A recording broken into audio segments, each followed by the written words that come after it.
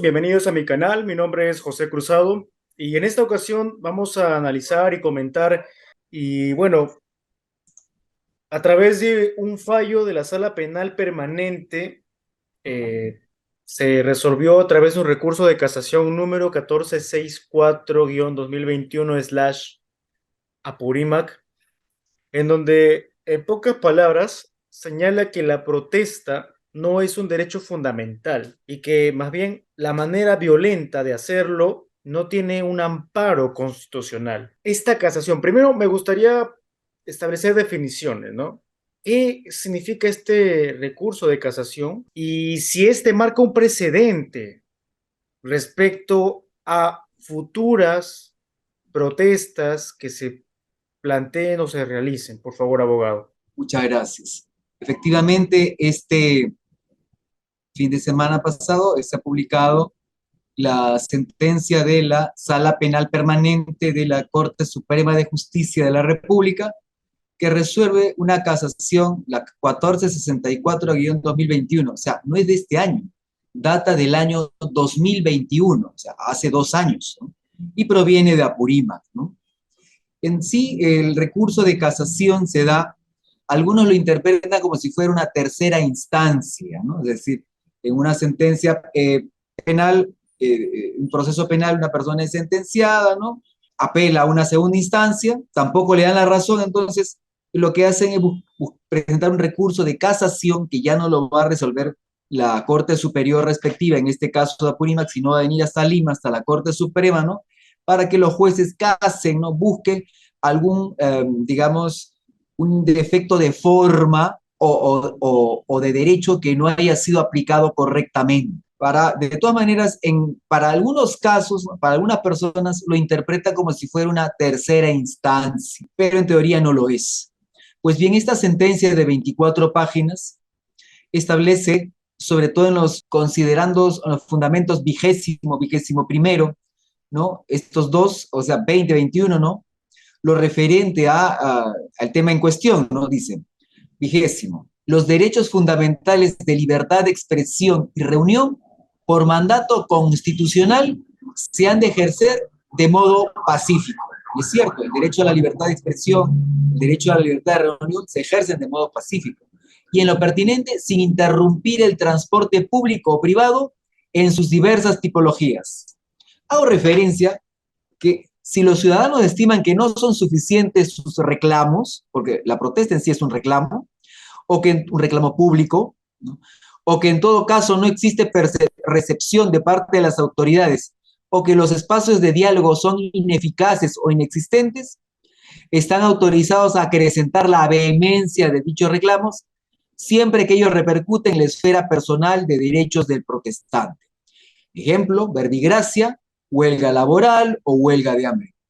Y no transgreda derechos fundamentales de terceros ajenos al conflicto social, como el derecho a la vida, como el derecho a la integridad personal, como el derecho a la seguridad pública, como el derecho al libre tránsito o como el derecho a la propiedad. En otras palabras, señala que el derecho, o en todo caso que los reclamos que una persona desee o un grupo de personas desee interponer, no puede transgredir otros derechos fundamentales de terceros, como es el de ajenos a este conflicto, sobre todo, como es el derecho a la vida, el derecho a la integridad personal, el derecho a la seguridad pública, el derecho al libre tránsito o la propiedad. Y el fundamento 21º señala de que no se puede, sobre texto de reunión, o sea, derecho al ejercicio de la libertad de reunión, o disidencia, es decir, pensar u opinar distinto, justificar el impedimento como el estorbo o el entorpecimiento del transporte o la prestación del servicio público o privado, mucho menos la puesta en peligro de la vida, la integridad o la libertad personal, ni el daño a la propiedad pública o privada, ¿no? Es decir, nosotros ya en estos últimos meses, si no años, o muchos consideran que el derecho a la protesta es el derecho a tomar vías de comunicación, lo cual es un error, y esta sentencia lo dice. Dicen que creen que tomar, no todos, pero algunos creen que, de hecho, la protesta es impedir el paso de vehículos, ¿no?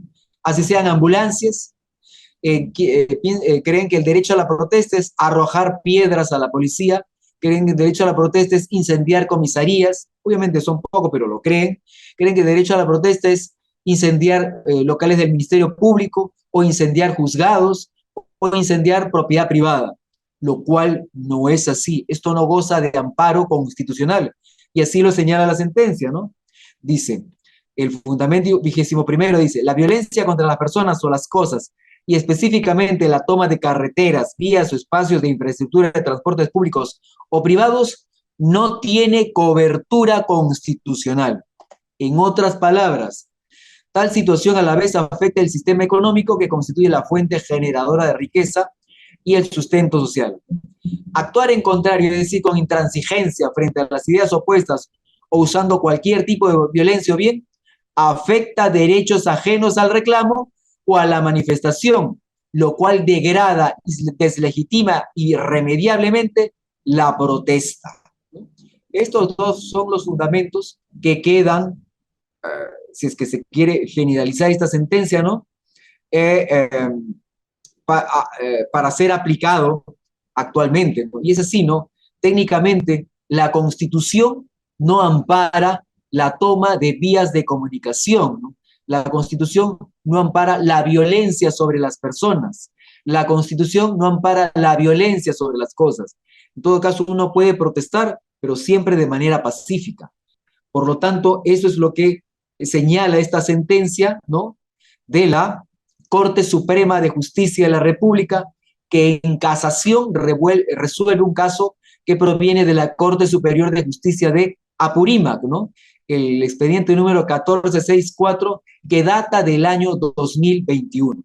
Y para el caso particular que data de ese año, obviamente no les da la razón, declaran infundado este recurso de casación, principalmente por estos dos fundamentos, el 20º y el 21º. Esto es lo que observo yo en la sentencia de la Sala Penal Permanente de la Corte Suprema de Justicia de la República, ¿no? Con respecto a este expediente que viene de la Corte Superior de Justicia de Apurímac y que se aplica también para todas las protestas, sobre todo estas últimas que han habido en diciembre del 2022, a partir del 9 de diciembre aproximadamente, y en enero del 2023 y febrero del 2023, ¿no? Bien, y para terminar, esta sentencia de la Sala Penal Permanente sobre el derecho a la protesta marca un antes y un después o contrasta con el informe de la Comisión Interamericana de Derechos Humanos, donde, entre otras muchas cosas, califica como masacre y por parte del Estado contra los protestantes durante las marchas de diciembre de 2022, enero y febrero de 2023, ejecuciones extrajudiciales, entre otros términos también. Esta casación, esta eh, casación de la Sala Penal marca un antes y un después, contrasta con este informe de la Comisión. ¿Cuál es su opinión al respecto, por favor, para terminar? Bueno, mi opinión al respecto es de que sí contrasta con el informe de la Comisión Interamericana de Derechos Humanos, ¿no?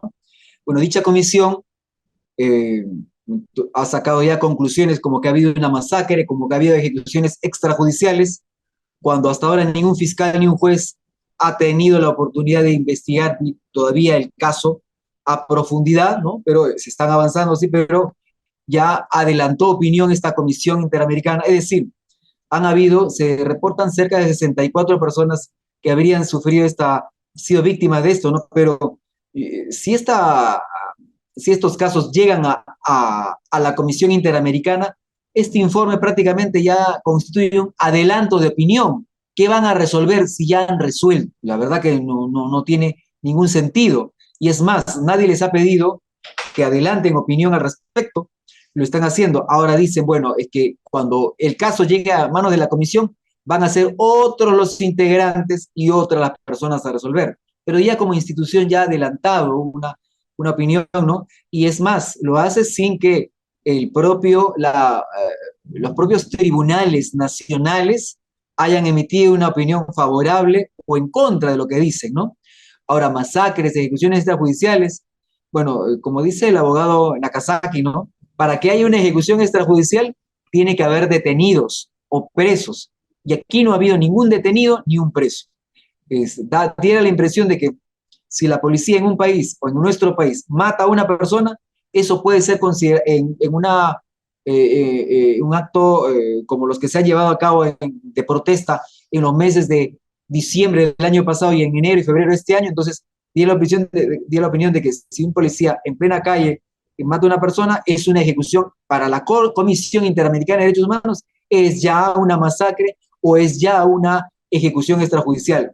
Lo que a mi modo de ver constituye parte de un informe bastante sesgado, ¿no? Y que no tiene ni siquiera una opinión, que no tiene ni siquiera una sentencia, ni en primera instancia, de los tribunales peruanos. Es decir, es un adelanto de opinión flagrante, ¿no? Sin fundamento. No veo la fundamentación basada en medios probatorios como son pericias, ¿no? O sentencias judiciales que acrediten cuando menos lo que están diciendo, ¿no? De términos como masacre o términos como ejecuciones extrajudiciales. Sobre todo este último término está, a mi modo de ver, totalmente equivocado, por decirlo menos, totalmente equivocado, ¿no? Es una opinión que han tomado ellos, ¿no? De acuerdo a criterios políticos, a mi modo de ver las cosas. Este informe de la Comisión puede ser utilizado como antecedente por parte de la Corte Interamericana de Derechos Humanos en caso de que se denuncie al Estado peruano. ¿Es verdad? En mi opinión, ellos o la Corte Interamericana de Derechos Humanos sí lo puede tomar como base. Claro que sí, definitivamente. Lo que no sería ni correcto tampoco, porque como hemos dicho, ¿no?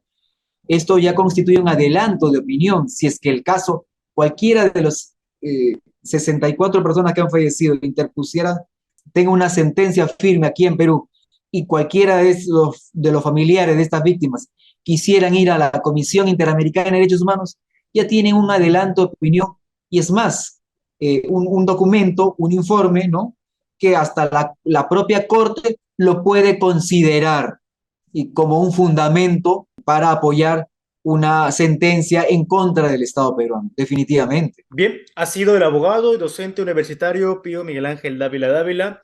Recuerden suscribirse a mi canal, comenten y compartan en sus redes sociales. Mi nombre es José Cruzado y conmigo será hasta una próxima oportunidad. Muchas gracias, abogado.